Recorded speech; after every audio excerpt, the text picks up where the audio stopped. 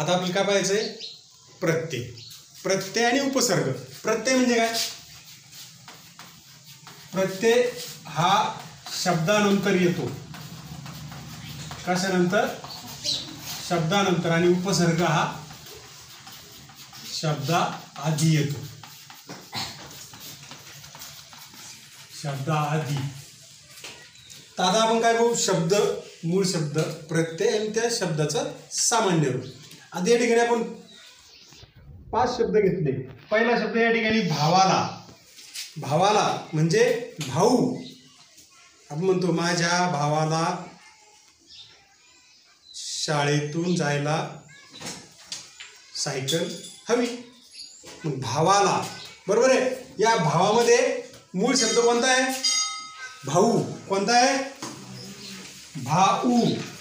त्याला प्रत्यय काय लागेल? ला. आणि त्याचं सामान्य रूप काय आहे? कोणत्या शब्दाला प्रत्यय लागला?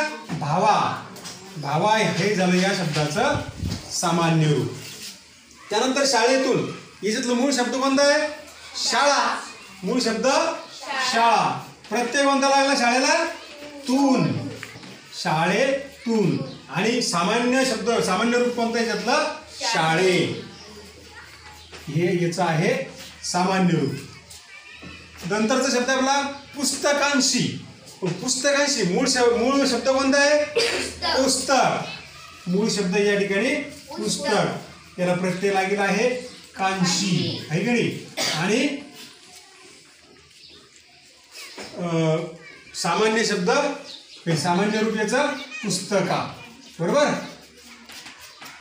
यानंतरचा नंतरचा शब्द आहे फुलाचा. याचा मूळ शब्द कोणता आहे? फुल.